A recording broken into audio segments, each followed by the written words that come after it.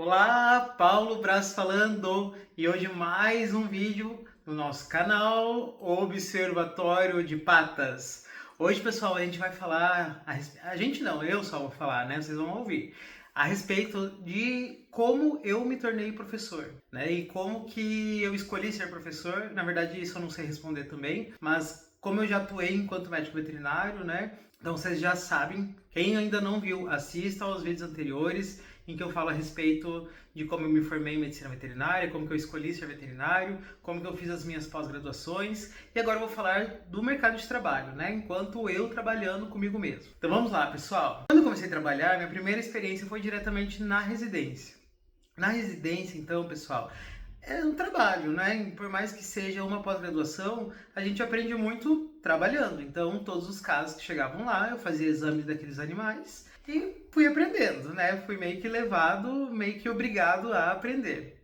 Só que nesse meio tempo, na minha época, os programas de residência eles eram um pouco diferentes, né? Eu fiz residência em 2011 e 2012. Era um pouco diferente, né? Não existiam tantas normas e regras como é hoje em dia, o que é muito bom do jeito que é agora, né? O modelo atual. Mas, o que eu fazia? Quando eu fazia residência, eu trabalhava o dia inteiro na universidade, né, como residente, e eu pegava alguns plantões. Pra quê? Por causa de dinheiro, né? Porque pobre é assim. Ou trabalha ou se lasca, então eu tinha que trabalhar. Como a bolsa de residência na época era R$ 480, né? Eu já disse isso no vídeo anterior. Tinha que arrumar uma maneira de eu aumentar minha renda para eu conseguir o meu próprio sustento, né? Afinal, R$ 480 era menos do que um salário mínimo. Então eu precisava de alguma maneira aumentar minha renda. Então eu fazia plantões. Eu meio que ficava acabado mesmo, né? Por quê? Porque eu trabalhava o dia inteiro na universidade. Eu entrava às 7h30 e saía às 7 da noite. E daí eu já ia direto pro meu outro trabalho, que era o plantão, que eu deveria estar lá às 7, então eu sempre chegava atrasado. E saía no outro dia, mais ou menos umas 6 da manhã. Então eu só tinha o tempo de me arrumar, tomar banho e trabalhar de novo na residência. E eu fiz isso por um período razoavelmente grande, assim, por mais ou menos uns 6 meses. Então era bastante cansativo e eu descansava basicamente nos finais de semana em que eu não estava de plantão. Durante também a residência, como eu fui conhecendo diversos médicos veterinários, principalmente por conta de eventos, ou até mesmo por conta de irem até lá fazer a solicitação de exames, então comecei a conhecer bastante gente. Nesse contexto, o que aconteceu? As pessoas começaram a me chamar para cobrir férias. Então, se um veterinário patologista clínico entrava de férias, me ligava e falava assim: Paulo, você consegue me cobrir aqui? Porque na grande maioria das vezes, o médico veterinário ele acaba sendo autônomo, né? Ele trabalha em um local, mas dificilmente ele vai ser registrado como médico veterinário daquela clínica ou daquele laboratório, né? Então eles saíam de férias porque eles queriam mesmo, né? Não era nem por lei trabalhista. E depois eles chamavam alguém, no caso eu, para substituí-los nesse período de férias. Para mim era muito bom, por quê? Porque era mais dinheiro no bolso. E assim que eu comecei a trabalhar como médico veterinário. Quando eu acabei a residência e eu comecei a fazer mestrado, eu fazia plantões, só que era muito mais fácil e mais prático porque eu fazia só análise de lâminas. Então eu ia lá, ficava na universidade o dia inteiro, né? Estudava e no final do dia eu ia lá numa clínica, olhava algumas lâminas e já ia embora para casa. Então era algo mais rápido. Mas, né, eu sabia que eu não queria trabalhar em clínica ou em laboratório como uma forma de trabalho mesmo, efetivo, estar ali todos os dias. Eu sabia que eu queria ser professor e ou pesquisador. Então eu precisava sair daquele ambiente que eu estava, né, e buscar novas oportunidades. E essa oportunidade ela chegou, né? Ela veio. Então abriu o edital numa universidade particular lá do Mato Grosso do Sul. E eu prestei, me candidatei, consegui a vaga e comecei a trabalhar como professor. Foi muito legal, pessoal. Eu adorei, já de cara, assim, logo vi que era aquilo mesmo que eu queria, né? E aconteciam muitas circunstâncias, muitas situações que talvez hoje em dia eu levaria de uma outra maneira, mas que eram muito legais na época, né? E eu vou contar algumas para vocês. A primeira de tudo, logo que eu comecei a dar aula, eu tinha 25 anos de idade, então eu era bastante novo e eu tinha muitos alunos que eles tinham idade muito próxima à minha. Porque eu comecei dando aula de clínica médica, depois eu comecei a assumir a disciplina de animais silvestres, e são disciplinas que elas são mais no final. Clínica mesmo era no último ano. Então eu tinha bastante aluno ali que tinha 22, 23, 24 anos, né? Bem próximo da minha idade. E era muito engraçado, porque assim, no meu primeiro dia de aula, eu cheguei, eu me posicionei como professor, todo mundo achou que era piada, assim, ninguém acreditou que eu estava ali para ser professor, né? Então eu abri meu computador, abri um slide, respirei fundo e comecei a falar o conteúdo. Todo mundo ficou olhando, assim, e eu lembro que eu tinha muito aluno que ficava questionando o tanto que eu já sabia. Então tinha aluno que abria o livro, ficava procurando alguma coisa ali, alguma pergunta para fazer e fazia para ver se eu ia ser capaz de responder ou não. Então esse começo foi bastante desafiador. Depois disso, pessoal, eu lembro da primeira prova que eu fui dar de clínica médica, que foi muito engraçado. O que aconteceu? Eu cheguei para dar a prova, distribuí a prova para todos os alunos, e nisso um professor me chamou na porta que ele queria saber se tinha alguém da minha sala que também precisava fazer a prova dele. Porque lá tinha algumas coisas assim, de prova substitutiva, ser no mesmo dia. Ah, não, é porque eram semestres diferentes mesmo. Então tinham alunos de outro semestre que tinha que fazer tanto a minha prova quanto a dele, né? E poderiam estar na minha sala, então ele foi lá entregar a prova para mim, para que eu pudesse distribuir para esse aluno também. O que aconteceu? Na hora que eu abri a porta e o professor falou assim: professor, precisa de prova da minha disciplina? Eu peguei e no que eu virei para trás para perguntar para os alunos se alguém precisava, já tinha duas alunas colando e a prova nem tinha começado, eu só tinha entregue a prova para eles. E elas já estavam conversando com as provas viradas, né? Falando a resposta uma para outra. Do jeito que eu vi aquilo lá, eu me enfureci de uma maneira. Eu fui lá, catei a prova das duas meninas, dei 0. E elas fizeram o maior show. Imagina, fazia um mês e meio que eu estava dando aula. Elas já foram direto para coordenação primeiro. Daí elas foram lá, falaram mal de mim. Depois foram para a direção, falaram que eu tinha que ser demitido. A sorte, né, é que a universidade me apoiou o tempo inteiro, falaram que elas estavam erradas por estarem colando, né, e elas falaram, não, a gente não estava colando, a gente estava conversando, mas mesmo assim, já era um período de prova, era para todo mundo estar bem quietinho, né, e acabou que aconteceu a situação. Ao mesmo tempo, né, aconteceram algumas situações um pouco desafiadoras, então assim, como eu tinha afinidade com os alunos por eu ter uma idade muito próxima deles, o que aconteceu?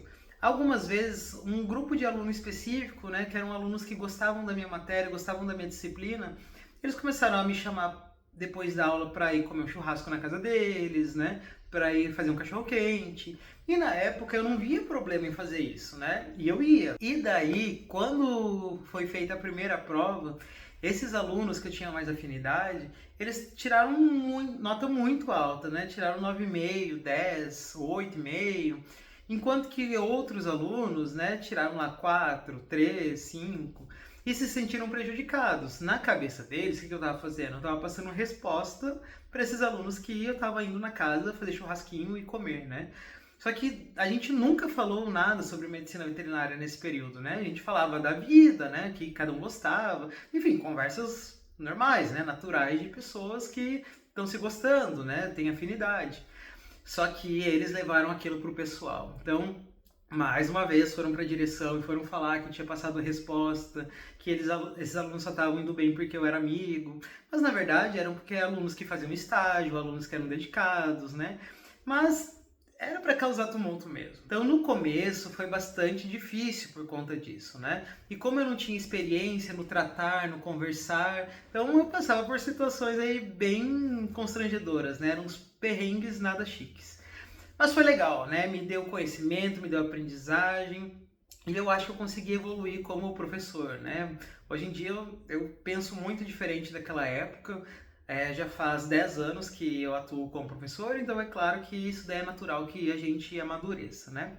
Então eu comecei a dar aula lá na Unigran e além de dar aula eu também era responsável pelo laboratório de patologia clínica. Então todos os exames que eram feitos no hospital veterinário eram feitos por mim, todos esses exames, né? Então hematologia, citopatologia, bioquímica clínica, urinálise, tudo era eu quem fazia. Era uma rotina também bastante intensa, né? Conforme eu disse já no outro vídeo, nesse período eu estava terminando o mestrado e depois iniciei o doutorado, então era bastante corrido, mas eu amava fazer aquilo lá, era um lugar que eu me sentia muito em casa. Então, nessa época eu trabalhava tanto na rotina do laboratório, né, de patologia clínica, quanto atuava como professor.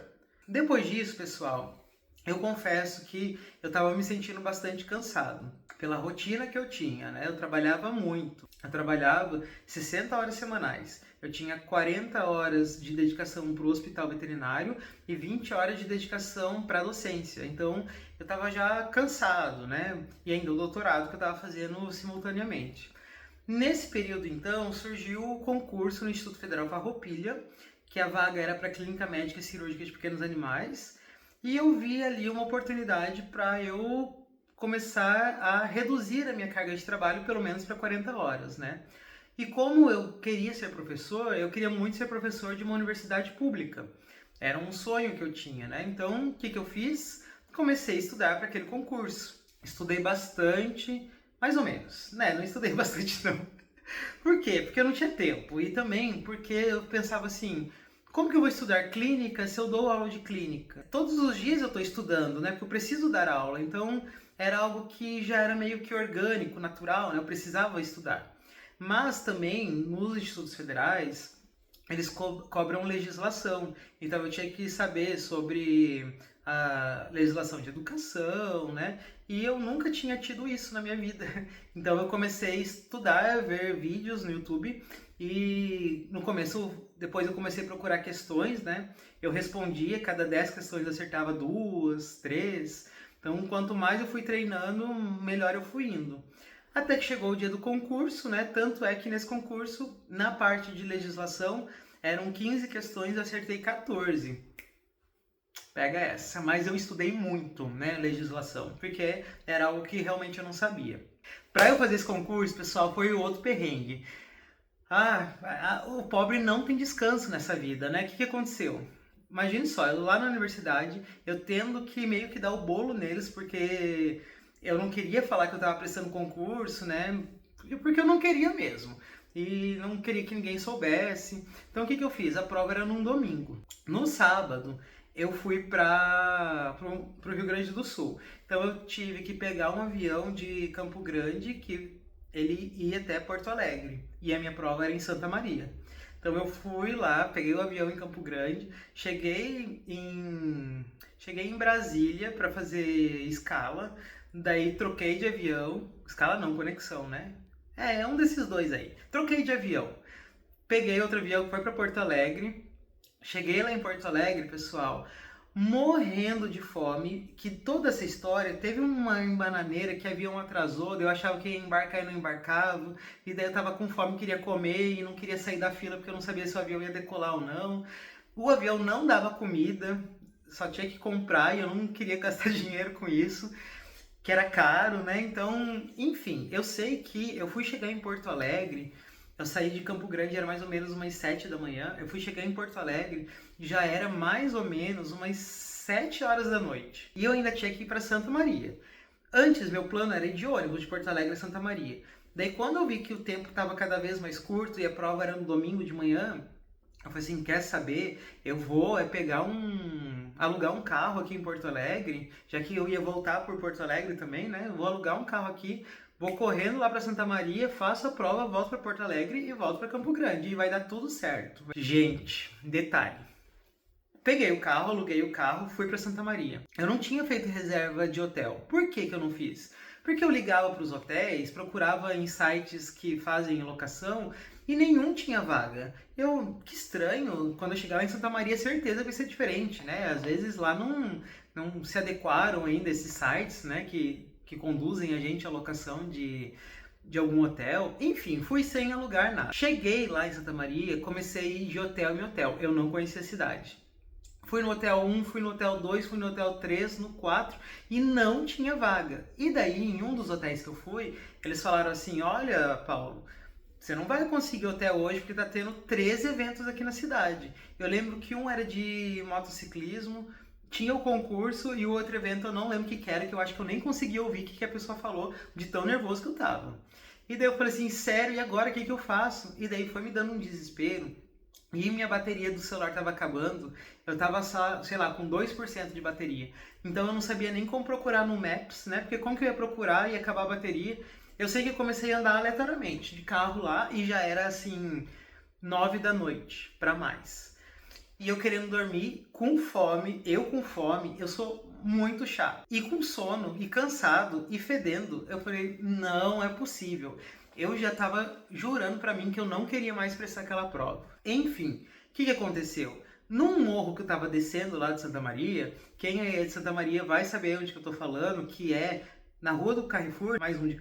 Não sei se tem mais de um Carrefour, mas era exatamente na rua, numa avenida assim que desce pro Carrefour. Passava uma ponte, depois disso, tinha um hotel tão quebrado. Eu só entrei. Falei assim, tem vaga? O cara falou, tem. Daí eu falei, ótimo, é aqui que eu vou dormir. E daí eu comecei a subir as escadas do hotel. Pessoal, cheirava cigarro, fedia cigarro. E eu não gosto de cigarro. Nunca gostei de cheiro de cigarro. Daí aquele cheiro, e eu só... Nossa, que catinga, mas ainda bem, vou dormir essa noite. Entrei no meu quarto, pessoal, era a coisa mais feia do mundo. Para vocês terem ideia, a janela ela não fechava inteira, ela fechava metade. O banheiro, ele tava no reboco. E assim, sinceramente, eu nunca tinha visto na minha vida um hotel desse jeito. Eu falei, aonde eu tô? E eu fiquei com um pouco de medo. E daí, lá em Santa Maria, tava um frio, pessoal, que eu não sei explicar para vocês. E a janela ainda estava aberta, entrava aquele vento, eu tremia de frio. E daí eu abri minha mala, a minha mala ficou toda fedendo a cigarro. Sério, pegou o cheiro do quarto nas roupas da mala. E nisso entrou um inseto lá que eu nem sei o que é, lá dentro do quarto, que eu fiquei morrendo de medo, que eu não sabia que era aquele inseto. Ele ficava voando de lá pra cá. E eu não reconhecia o inseto, por quê? Porque a luz era bem fraquinha. E já tava à noite, né? E ele ficava se batendo assim em todo lugar. E eu, pronto, não vou dormir. Enfim, não tomei banho porque no hotel não tinha água quente. E ele é frescurento e só toma banho quente. Não é isso, pessoal. Embora sim, eu só tomo banho de água quente. Mas imagina que tava muito frio. E eu não ia tomar banho de água gelada no frio. E ainda mais com a janela aberta. Então o que aconteceu? Eu falei assim, eu não quero ficar doente, vou pegar uma pneumonia e eu não quero ficar doente, né? E daí o que aconteceu nesse período? Desmaiei, né, de sono, dormi.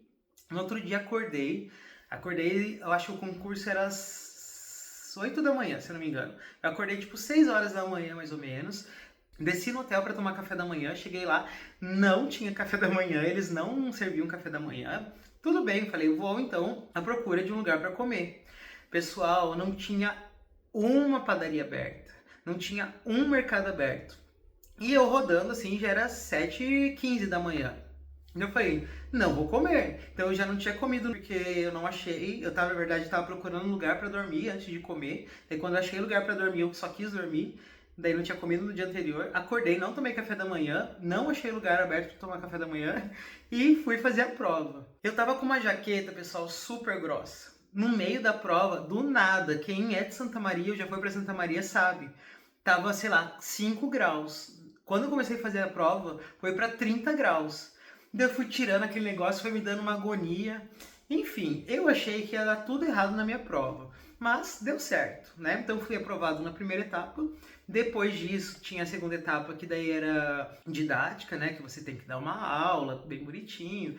Daí eu fui, dei aula, fui bem tranquilo da aula, que eu me garantia na aula, né? Eu já era professora há 4 anos. Fui lá, dei aula bem tranquilo, tirei uma nota muito boa e depois saiu o resultado final e fui aprovado em primeiro lugar. Daí eu comecei a dar aula no Instituto Federal Farroupilha, um lugar que também eu tive um aprendizado muito grande, porque lá o curso ele estava iniciando, então eu comecei a dar aula na primeira turma de Medicina Veterinária da instituição. Então era todo mundo começando, né? Tinham muitos colegas novos que nunca tinham dado aula, os alunos vindo de vários locais do país, né, para estudar. Então assim foi uma experiência também que foi muito incrível. Dei aulas de disciplinas diversas que eu nem imaginei que eu pudesse lecionar. Então foi bem legal mesmo. Tive a experiência de dar aula também no curso técnico em agropecuária, que os institutos federais, né, eles também têm curso técnico. Eu também dei aula no curso técnico. Então para piazada lá de 14, 15, 16 anos, né, muito legal. Então foi uma experiência muito enriquecedora. Lá eu consegui, né, fazer amigos, fiz currículo, melhorei um pouco meu currículo. E depois, por contextos familiares, né, eu precisei me mudar. Como eu trabalhava no Instituto Federal, o Instituto Federal não faz transferência para a universidade. Então a única maneira de eu conseguir, né, entrar numa universidade na cidade que eu queria era através de concurso. Então eu abri um concurso para animais silvestres aqui na instituição na qual eu trabalho hoje em dia e eu prestei. Então fiz a prova, bem bonito dessa vez, nada de errado deu. Fui fazer a prova, passei, também passei em primeiro lugar e cá estou, né? Então foi assim que tudo aconteceu na minha vida, né? Assim que eu me tornei professor. Eu já sabia desde quando eu estava na graduação que era o que eu queria. Não me arrependo. Eu trabalho muito com pesquisa, né? Então é algo que me cativa muito. Atualmente eu dou aula na graduação e no mestrado. Meus alunos de mestrado são incríveis, consigo crescer muito com eles. Tenho vários projetos em parcerias, com o projeto Onças do Iguaçu, projetos com o ICMBio, então acho que tudo isso também colabora para que eu tenha uma rotina de animais silvestres, né? E eu possa passar isso para os meus alunos. E cada vez mais eu tenho conseguido, né, trabalhar diretamente com a área de animais silvestres, que é uma área que eu amo, sou apaixonado, estou gostando cada vez mais, né? Fui cativado lá na época da residência e tô aqui, feliz, realizado e professor. Então, para você que curtiu esse vídeo, pessoal, curta a nossa página, compartilhe esse vídeo, tá? Siga esse canal e eu espero ver vocês em outros vídeos. Até mais, tchau, tchau!